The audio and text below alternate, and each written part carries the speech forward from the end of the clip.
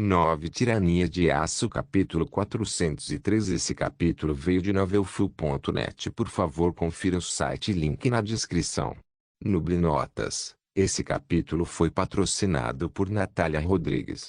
Berengar estava nos corredores do Reichstag.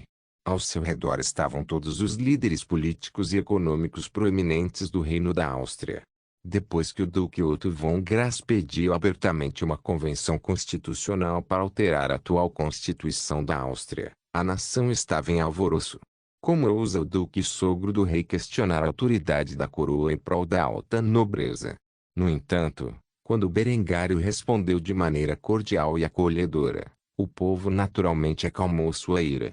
Berengar deu um passo adiante e convocou todos os titãs da indústria, todos os representantes políticos, todos os nobres de posição significativa, para se reunirem no Reichstag com um único propósito: reformular a Constituição de uma forma que funcionasse para todas as pessoas. Atualmente, Berengário estava se dirigindo ao grande encontro com algumas de suas propostas de mudanças para a atual Constituição. Depois de muitas brigas da nobreza e da população comum, o legislativo bicameral baseado nos Estados Unidos de sua vida anterior foi completamente descartado. O jovem rei da Áustria começou a relatar as mudanças neste sistema, que se tornou universalmente aceito após vários dias de debate quase constante por parte dos participantes desta convenção constitucional. É meu entendimento que chegamos a algum tipo de acordo sobre este assunto, então permita-me reiterar para fins oficiais. No que diz respeito ao poder legislativo, haverá duas câmaras do parlamento.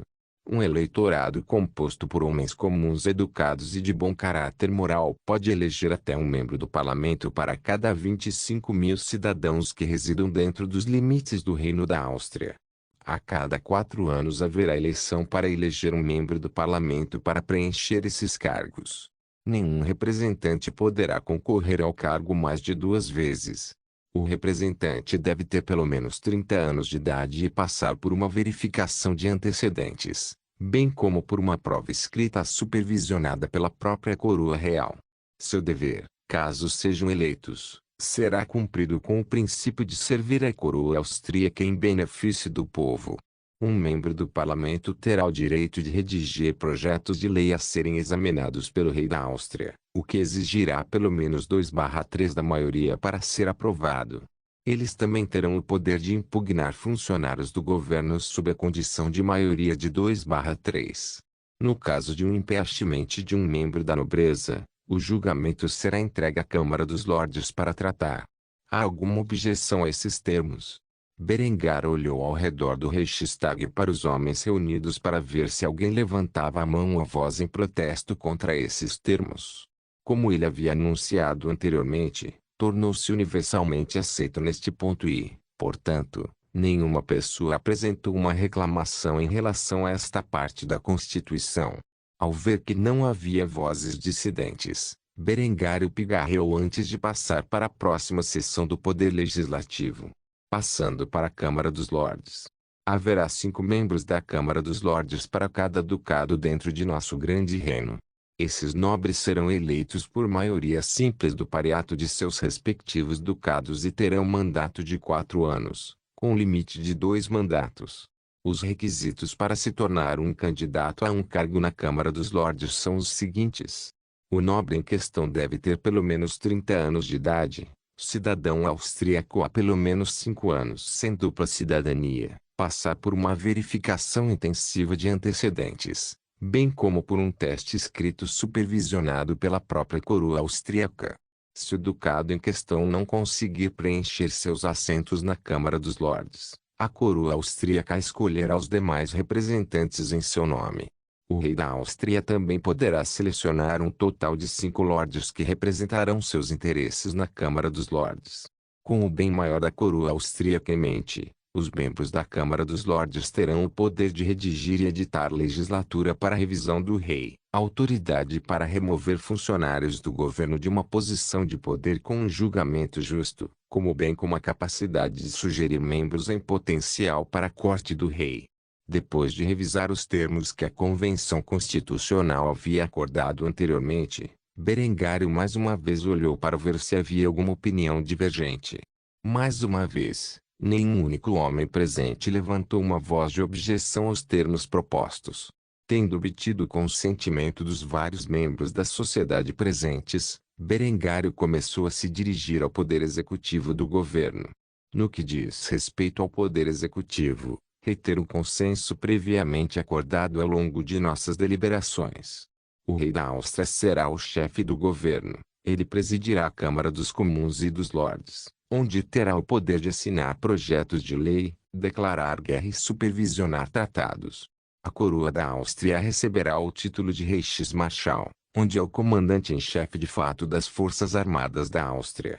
O rei também manterá o poder de emitir éditos reais. Se o monarca reinante considerar a necessidade de aprovar pessoalmente a legislação por qualquer motivo, ele pode emitir um edito real para fazê-lo. Esta lei permanecerá em vigor até que seu sucessor seja escolhido, onde o novo rei terá o poder de renovar esses editos reais ou rescindi-los. No que diz respeito às leis de sucessão, o rei terá capacidade de nomear um sucessor de sua escolha em sua dinastia. Este sucessor será determinado por mérito e não por ordem de nascimento. Apenas o mais competente de sua descendência masculina será escolhido para herdar a coroa. Se não houver descendência masculina do rei, então o mais qualificado de seus irmãos ou sobrinhos será escolhido para sucedê-lo. A coroa da Áustria não pode ser passada para ninguém fora da dinastia von Kufstein. Como tal, apenas homens alemães de sangue puro serão capazes de suceder o monarca reinante. Quanto aos membros femininos da dinastia von Kufstein, todos os casamentos pertencentes a essas mulheres devem ser de natureza matrilinear. Se, por qualquer motivo, o rei falecer sem selecionar um herdeiro, a corte real votará nos membros masculinos da dinastia von Kufstein para a sucessão. Uma maioria simples escolherá o resultado. Se, por qualquer motivo, surgir a necessidade de remover o rei do cargo, isso pode ser feito desde que uma decisão unânime seja alcançada pela Câmara dos Comuns e pela Câmara dos Lordes. O rei não poderá editar a Constituição austríaca a menos que uma maioria de 3/4 na Câmara dos Comuns e na Câmara dos Lordes decida o contrário. Tendo falado sobre os assuntos pertencentes ao rei da Áustria, Berengário olhou para a multidão. Foram necessários vários dias de amargo debate para chegar a esse resultado. Ainda assim, em última análise, as pessoas acenaram com a cabeça em resposta aos termos apresentados. Tendo visto isso, Berengário imediatamente começou a abordar o papel da Corte Real. O Tribunal Real atuará como conselheira pessoal do rei reinante, bem como os chefes dos vários departamentos federais. Eles aconselharão o rei como especialistas em seus respectivos campos e assuntos de controle pertencentes ao seu departamento. Os membros do Royal Curo Tribunal terão o poder de redigir um projeto de lei que será submetido à revisão da Câmara dos Lordes. Quanto à seleção dos membros da Corte Real, eles podem ser escolhidos diretamente pelo monarca reinante ou sugeridos pela Câmara dos Lordes. Os requisitos mínimos para ser selecionado como membro da Corte Real são os seguintes. Eles devem ter no mínimo 35 anos de idade e ser cidadãos da Áustria há pelo menos 10 anos sem dupla cidadania. Eles devem passar por um exame escrito supervisionado pela coroa austríaca, passar por uma extensa verificação de antecedentes e ter ocupado anteriormente um cargo como funcionário do governo. Depois de dizer isso, Berengário olhou para a multidão, que mais uma vez acenou com a cabeça. A essa altura, isso era apenas uma formalidade para garantir que tudo o que haviam debatido nos últimos dias ainda estivesse de acordo. Felizmente para ele, ninguém discordou dos papéis do governo mencionados anteriormente. Foi pensando nisso que ingressou no Poder Judiciário. O Poder Judicial do Reino da Áustria será investido em uma Corte Suprema e nas Cortes inferiores que o Parlamento possa de tempos em tempos ordenar e estabelecer. Os juízes, tanto das Cortes Supremas quanto das inferiores, exercerão seus cargos durante bom comportamento, e deverão, em momentos determinados, receber por seus serviços, uma remuneração, que não será diminuída durante sua permanência no cargo. O julgamento de todos os crimes, exceto nos processos de impeachment, será por júri, e tal julgamento será realizado no ducado onde os referidos crimes foram cometidos, mas quando não cometido dentro de qualquer ducado, o julgamento será no local ou locais que o parlamento possa determinar por lei. Berengar admitiu para si mesmo que a parte judicial de seu governo foi copiada quase palavra por palavra da Constituição dos Estados Unidos de sua vida anterior. Ele não queria nada com a condenação de criminosos, a menos que estivesse relacionado a assuntos como traição, crimes de guerra, etc. Depois de passar por esta parte final e ver o acordo unânime dos membros da sociedade reunidos no Reichstag, Berengar respirou fundo. Agora que havia estabelecido os 3 ramos do governo, ele precisava discutir outras emendas essenciais à Constituição, como os direitos individuais. Tirania de Aço capítulo 404. Tendo estabelecido os 3 ramos do governo dentro da Constituição austríaca, Berengar agora havia passado para os direitos e liberdades individuais que as pessoas em sua sociedade manteriam. Naturalmente, como uma monarquia semiconstitucional, o povo não teria a extensão das liberdades que teve durante a vida passada de Berengário.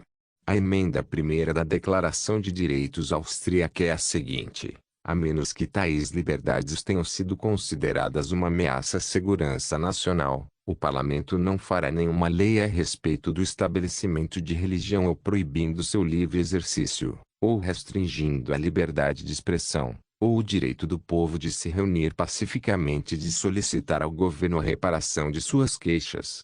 A emenda segunda da Declaração de Direitos Austríaca é a seguinte: a menos que tal ação seja considerada necessária para a segurança nacional, nenhum soldado poderá, em tempo de paz, ser aquartelado em qualquer casa, sem o consentimento do proprietário, nem em tempo de guerra, mas na forma a ser prescrita pela lei. A emenda terceira da Declaração de Direitos Austríaca é a seguinte: a menos que tais liberdades tenham sido consideradas uma ameaça à segurança nacional, o direito do povo à segurança de suas pessoas, casas, papéis e bens, contra buscas e apreensões arbitrárias, não será violado, e nenhum mandado será a questão, mas mediante causa provável, comprovada por juramento ou declaração, e particularmente descrevendo o local a ser revistado e as pessoas ou coisas a serem apreendidas. A emenda quarta da Declaração de Direitos Austríaca é a seguinte: a menos que tais liberdades tenham sido consideradas uma ameaça à segurança nacional, nenhuma pessoa será responsabilizada por um crime capital ou de outra forma infame, a menos que seja apresentada ou indiciada por um grande júri, exceto nos casos decorrentes do forças terrestres ou navais, ou na milícia, quando em serviço efetivo em tempo de guerra é o perigo público. Nem qualquer pessoa estará sujeita pelo mesmo crime a ser 2 vezes colocada em risco de vida ou integridade física, nem será compelido em qualquer processo criminal a ser testemunha contra si mesmo, nem será privado da vida, liberdade ou propriedade, sem o devido processo legal, nem a propriedade privada será tomada para uso público, sem justa indenização. A emenda quinta da Declaração de Direitos Austríaca é a seguinte: a menos que tais liberdades tenham sido consideradas uma ameaça à segurança nacional, em todos os processos criminais, o acusado terá direito a um julgamento rápido e público, por um júri imparcial do estado e distrito em que o crime tiver sido cometido, cuja comarca deverá ser previamente apurada por lei, devendo ser informado sobre a natureza e causa da denúncia, ser confrontado com as testemunhas contra ele, ter processo compulsório para obtenção de testemunhas a seu favor, e contar com a assistência de advogado para sua defesa. A emenda sexta da Declaração de Direitos Austríaca é a seguinte: a menos que tais liberdades tenham sido consideradas uma ameaça à segurança nacional, fiança excessiva não será exigida, nem multas excessivas impostas, nem punições cruéis e incomuns infligidas. Mais uma vez, Berengar simplesmente copiou vários aspectos da Constituição dos Estados Unidos que julgou necessários. No entanto, para efeitos de estabilidade futura do seu império e para combater a ameaça potencial de ideologias perigosas, Berengário assegurou a isenção desses direitos individuais sob o disfarce da segurança nacional. Proferidas estas emendas, Berengário procurou saber se algum membro da Convenção Constitucional discordava de algum dos termos apresentados. No entanto, essas coisas já haviam sido amplamente debatidas nos últimos dias e, portanto, nenhuma pessoa rejeitou essas noções. Tendo estabelecido os três poderes do governo e os direitos individuais do povo, havia um artigo final da Constituição que Berengário queria estabelecer. Assim, ele falou em tom autoritário ao se dirigir à convenção. Há uma adição final que eu queria adicionar à nossa Constituição e, portanto, apresentarei agora, onde será aberta ao plenário para decidir se está contida ou não. Todos os homens, com idade entre 18 e 30 anos, devem cumprir um mínimo de 4 anos de serviço ativo nas Forças Armadas da Áustria e outros 4 na reserva. As isenções serão concedidas sob a condição de que alguém seja considerado inapto para o serviço. No entanto, se alguém for de fato considerado inapto para o serviço sem a devida incapacidade, será obrigado a pagar um adicional de 3% do imposto de renda até a idade de 37 anos por um período máximo de 11 anos. Depois de dizer isso, Berengário olhou ao redor para as pessoas reunidas, esperando que algum tipo de debate feroz irrompesse, fazendo com que esta convenção constitucional continuasse por mais alguns dias. No entanto, apenas o silêncio permaneceu. Isso é até que um homem, em particular, se levantou. Este homem era muito respeitado no reino da Áustria como seu general mais destacado. Quando Ricardo se levantou, ele lançou uma saudação romana para seu monarca enquanto gritava um slogan patriótico: pelo rei e pela pátria. Ao ver a resposta fervorosa do homem responsável por muitas das vitórias de seu reino, todos os outros na sala se levantaram e seguiram seus passos. Pelo rei e pela pátria. Berengário olhou para os homens reunidos diante dele com um sentimento de orgulho enquanto retribuía a saudação com uma das suas e com ela a frase que costumava usar em resposta: Salve Vitória! Depois de fazer isso, ele deixou a comoção se acalmar antes de se dirigir aos membros da Convenção Constitucional. Se não houver desacordos, concluirei esta Convenção Constitucional e, por meio desta, ratificaremos este documento como base do nosso governo. Com isso dito, a multidão explodiu em aplausos. Depois de vários dias de debate agonizante, eles finalmente chegaram a um acordo unânime sobre os papéis do governo e as liberdades do povo. Embora este governo possa parecer restritivo para o povo da vida passada de Berengário, foi sem dúvida o mais liberal que já se viu neste mundo medieval. É claro que, no final, sob o disfarce da segurança nacional e do poder dos editos reais, a coroa real da Áustria ainda detinha uma autoridade significativa para fazer o que bem entendesse com o país. Assim, na realidade, o poder de Berengário não se limitava a nenhuma capacidade significativa que o impedisse de instituir as reformas que julgava necessárias à sociedade. O que esta Convenção Constitucional conseguiu criar foi um sentimento de pertença por parte de todos os membros da sociedade, como se todas as classes estivessem representadas na criação desta nova forma de governo, em vez de ser o próprio rei a elaborá-la. Quando Berengário voltou para seu palácio, ele começou a se perguntar se uma verdadeira república liberal se apresentaria neste mundo que ele havia alterado tão drasticamente. Afinal, com o poder avassalador e a superioridade tecnológica do futuro Império Alemão, as outras nações procurariam emular sua monarquia semiconstitucional? Será que era do iluminismo e seus ideais aconteceriam? Quando ele considerou o fato de que sua sociedade um dia seria a inveja do mundo, com princípios baseados nas ideias de coletivismo, militarismo, meritocracia e autarquia, como as ideias de liberdade e individualismo brotariam quando seu povo percebesse que, sob o reinado de seus monarcas, eles haviam sido elevados a um estado em que o homem comum vivia uma vida melhor do que a dos nobres estrangeiros. Ele pensou nessas questões enquanto abria a porta de seu palácio e entrava. Como ele suspeitava, sua família o esperava, com expressões diferentes. Linde estava preocupado que ele pudesse ter cedido muito poder de si mesmo na tentativa de apaziguar as massas, enquanto Adele estava feliz por ele estar tomando medidas para garantir os direitos das pessoas comuns. Por outro lado, Honoria simplesmente não se importava com a convenção constitucional, pois não afetaria ela ou seus filhos. Em vez disso, ela estava feliz por seu marido estar em casa para que ela pudesse brincar com ele. Assim ela foi a primeira a se aproximar dele e plantar um beijo em seus lábios enquanto sussurrava em seu ouvido: "Bem-vindo ao lar, papai."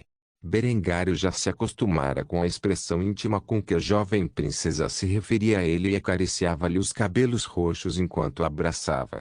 Em seguida, suas outras esposas seguiram o exemplo na tentativa de superar uma outra, cada uma beijando-o, antes de se referir a ele por seus apelidos afetuosos.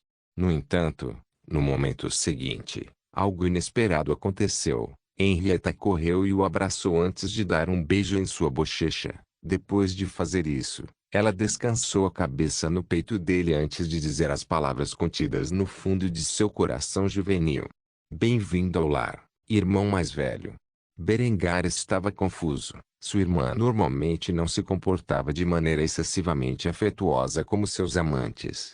Na verdade, por um tempo, ela tem instigado propositalmente o conflito entre as esposas dele, mas agora, de repente, ela seguiu a maneira como elas o receberam ao voltar para casa.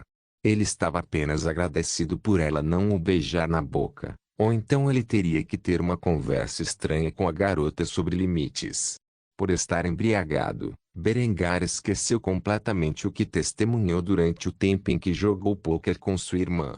Assim, ele não conseguia pensar racionalmente em por que o comportamento dele era tão esporádico nos últimos meses. No entanto, ele decidiu não insistir nisso e rapidamente acariciou seus cabelos dourados antes de mudar de assunto. "Então, o que é para o jantar?" Embora Berengário pudesse não saber o que se passava na mente de sua irmãzinha, Linde começou a olhar para a jovem com desconfiança. Henrietta roubou sozinha os holofotes ao ganhar a maior parte do afeto de Berengário. O veterano espião mestre começou a considerar que, possivelmente, Henrietta não era o coelhinho que ela sempre pensou nela, mas sim uma raposa astuta. Berengar era um homem racional e lógico. Por causa disso, ele nunca havia considerado a possibilidade de que talvez Henrietta estivesse começando a desenvolver sentimentos por ele. Afinal, ela havia passado toda a vida presa no castelo. Por causa disso, a menina tinha interação limitada com pessoas de fora de sua família, e todas eram meninas de sua escola. Seus dois irmãos eram os únicos homens com quem ela já havia interagido de forma significativa e remotamente próximos de sua idade. Com Lambert morto e Berengar sendo o único homem em sua vida, naturalmente, quando ela entrou na adolescência e começou a puberdade, ela começou a ter algumas ideias tabus. Uma coisa era certa: se Berengário não encontrasse logo um pretendente adequado para sua irmã, ela estava fadada a agir de acordo com suas fantasias incestuosas, algo que só poderia trazer problemas para o jovem monarca. No entanto, ele não sabia de nada disso e, como tal, trouxe sua família para a sala de jantar, onde desfrutaram de uma refeição tranquila. A única pessoa na sala que começou a suspeitar das intenções de Henrietta foi Linde, cujo olhar nunca deixou de ser visto pela jovem. Tirania de Aço capítulo 405. Com a desastrosa derrota que o reino de Aragão e seus exércitos cruzados de apoio sofreram fora da cidade de Granada, o mundo católico praticamente virou de cabeça para baixo da noite para o dia. Adelbran não ficou de braços cruzados e conduziu o seu ao território granadino ocupado para libertá-lo dos opressores católicos. Batalha após batalha, a superioridade de sua artilharia e os soldados individuais sob seu comando massacraram totalmente as forças ibéricas. Ao fazer isso, ele resgatou com sucesso Arnulfo e o restante da guarda real granadã de seus perseguidores. Embora o rei de Aragão tenha fugido com sucesso da visão do massacre e de seu soldado, ele estava longe de ser ileso. Fisicamente ele estava bem, porém, mentalmente, o homem não conseguia superar o medo. Toda vez que fechava os olhos, Ouvia o rugido da artilharia austríaca e as explosões de fogo que resultavam de seus projéteis. Seus homens sendo transformados em nada além de pasta de carne tiveram um efeito particularmente assustador em seu estado mental. Se a Áustria tinha armas tão assustadoras, quando a cruzada chegou, ele sabia que apenas a morte aguardava aqueles que embarcaram em uma aventura tão tola. Apesar disso, ele enviou um aviso ao papado sobre o que havia presenciado no campo de batalha. O Papa Júlio acabara de ler a carta escrita pelo rei Felipe de Aragão. Suas mãos tremiam de raiva quando ele rasgou o documento em pedaços em um ataque de fúria.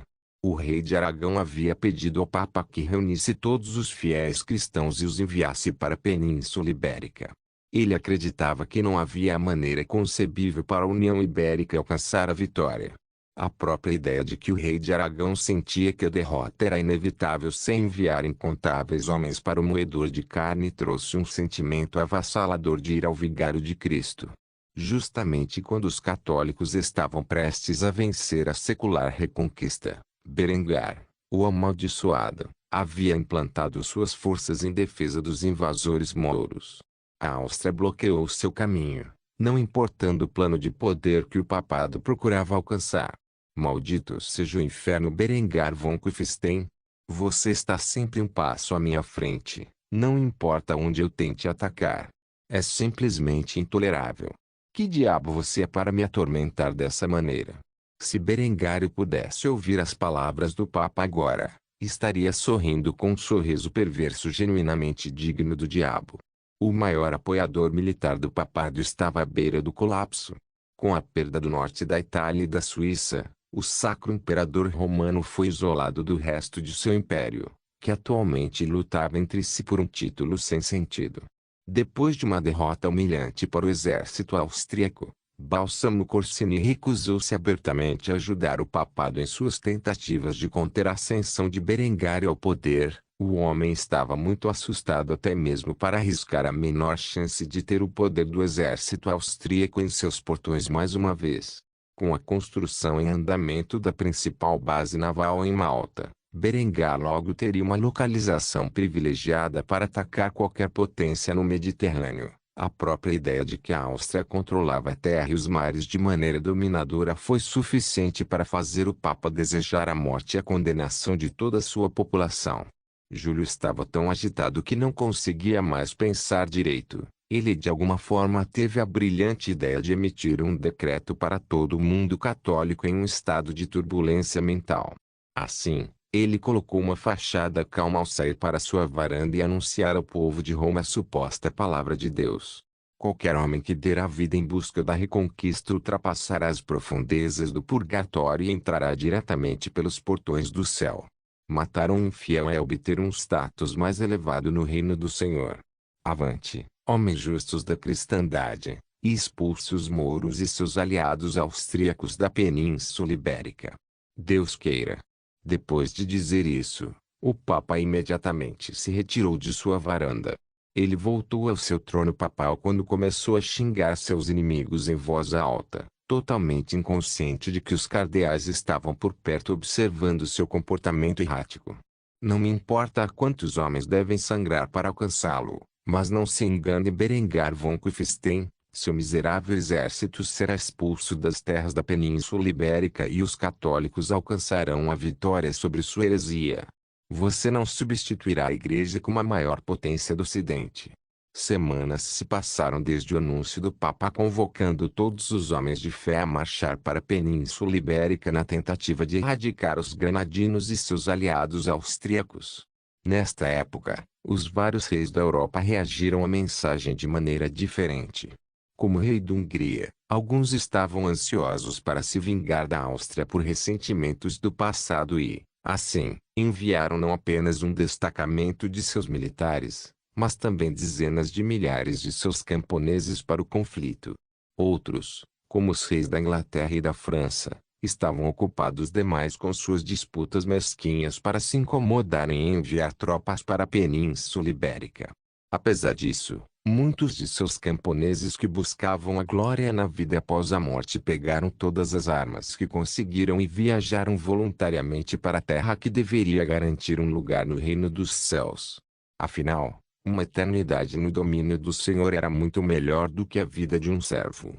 Até a Polônia-Lituânia foi afetada por este decreto, acreditando que estavam à beira da vitória com a ordem teutônica. A comunidade polaco-lituana enviou 10.000 soldados para a Península Ibérica e outros 20.000 camponeses recrutados. Eles não tinham ideia de que Berengário havia voltado seus olhos para o estado de Garupa, que era o estado teutônico, e as terras que pertenciam à Prússia em sua vida passada. Centenas de milhares de cristãos levaram a cruz na tentativa de recuperar as terras que pertenciam ao Emirado de Granada. Em resposta a isso, Hasan al-Fadl, o sultão de Granada, começou a entrar em pânico enquanto estava na sala de guerra de seu palácio real. Ao seu lado estavam 3 generais notáveis, 2 dos quais eram austríacos. O general Arnulf von der Sey, comandante da coalizão Áustrio-Granada, falou com confiança enquanto tentava assegurar ao jovem sultão que não precisava se preocupar. Sua Majestade, você deve manter a calma. Mesmo que centenas de milhares de forças hostis estejam marchando sobre estas terras, você ainda tem o apoio da primeira divisão. Estou certo de que Sua Majestade o Rei Berengário já está planejando enviar tropas adicionais para Granada enquanto falamos. Adelbrand zombou em resposta a isso antes de comentar por conta própria. Sua Majestade provavelmente liderará o ataque depois de ouvir que um exército tão grande está a caminho. Você sabe como o Rei Berengário é, ele gosta de estar no meio do combate. Duvido que ele perca essa oportunidade de entreter seu sem fim sede de sangue. Ao ouvir que seu aliado provavelmente enviaria mais apoio, Hasan começou a se acalmar um pouco. Para acalmar os nervos, tomou um gole do vinho fortificado que adquirira no comércio com a Áustria. O homem quase engasgou com o líquido quando ouviu as novas especulações de Adelbrand. Sua Majestade pode solicitar ajuda do Império Bizantino, afinal, ele tem laços estreitos com o Imperador. E nosso exército ainda está em processo de ser equipado com as armas mais novas. Talvez ele até traga as forças da Boêmia com ele. Afinal, eles ainda precisam ser verdadeiramente testados em batalha. Adelbrand acenou com a cabeça em concordância. Berengar não formou o exército real da Boêmia para que eles pudessem sentar e defender suas fronteiras. Quanto aos bizantinos, foi um pouco difícil envolvê-los, considerando sua história com as nações muçulmanas. No entanto, se alguém conseguiu convencer o imperador a enviar um exército a Granada para lutar contra os católicos, esse alguém foi Berengário. Quando Hasan ouviu isso, ele imediatamente começou a perguntar quantas tropas viriam em seu apoio. Quantos homens você acha que Berengário vai trazer com ele?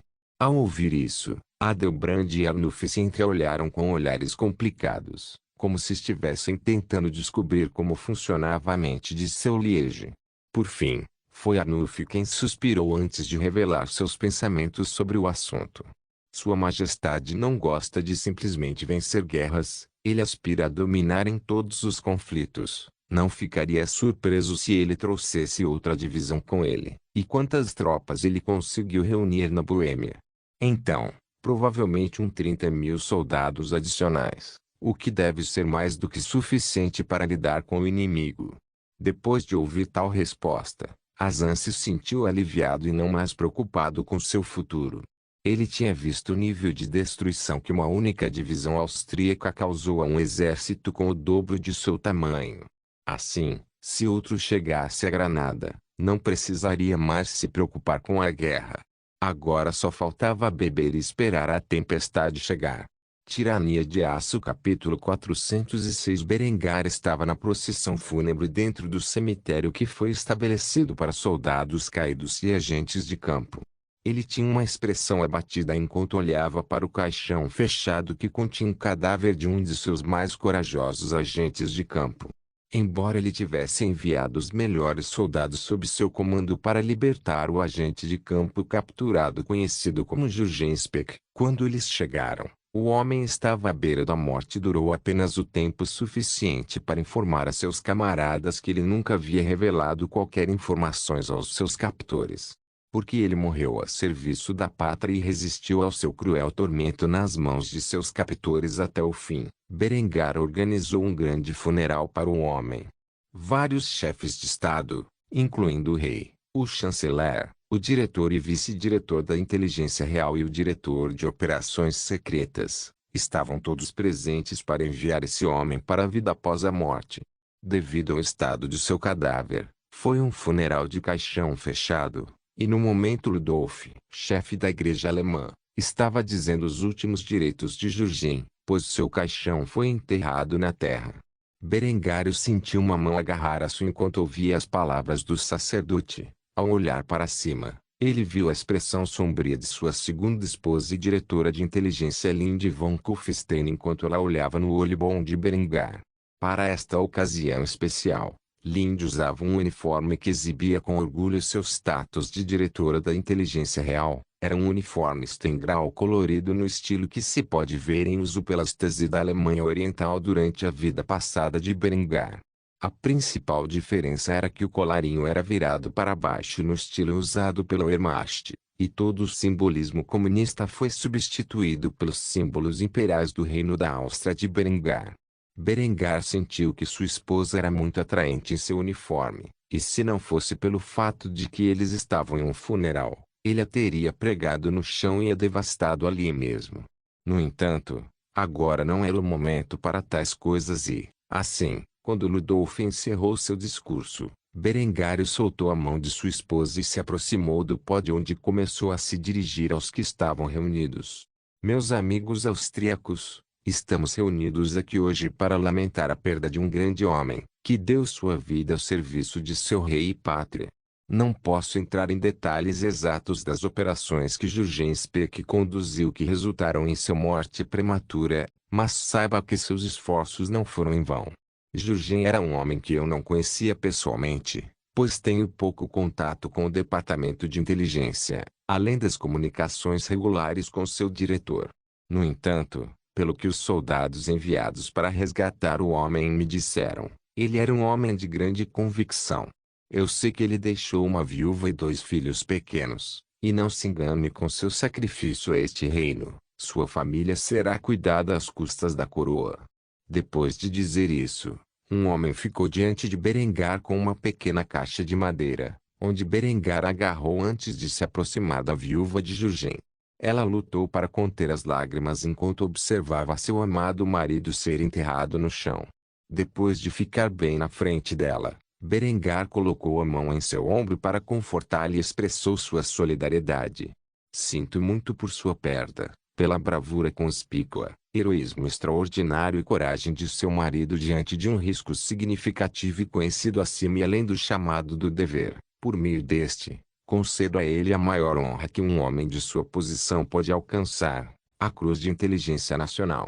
Berengar abriu a pequena caixa de madeira para revelar uma cruz prateada de ouro maciço. Esta cruz tinha uma coroa em torno de seu centro com um recheio de esmalte preto. Dentro desse recheio havia uma águia austríaca de 2 cabeças dourada. A fita presa à medalha refletia o padrão da Cruz de Inteligência Nacional dos Estados Unidos de sua vida passada, com a diferença de que as cores eram preto, branco e dourado. Berengar entregou este prêmio à viúva de Jurgen e abraçou em um abraço platônico enquanto ela chorava em seu ombro. Não era todos os dias que Berengário tinha de cumprir responsabilidades tão deprimentes. Como tal, manteve uma fachada estoica perante o ambiente sombrio, comportando-se com a dignidade que monarca deve ter para com seu povo. Terminado o cortejo fúnebre, Berengário voltou ao palácio, onde se trancou no escritório e começou a beber de uma garrafa de uísque que guardava na escrivaninha para ocasiões especiais.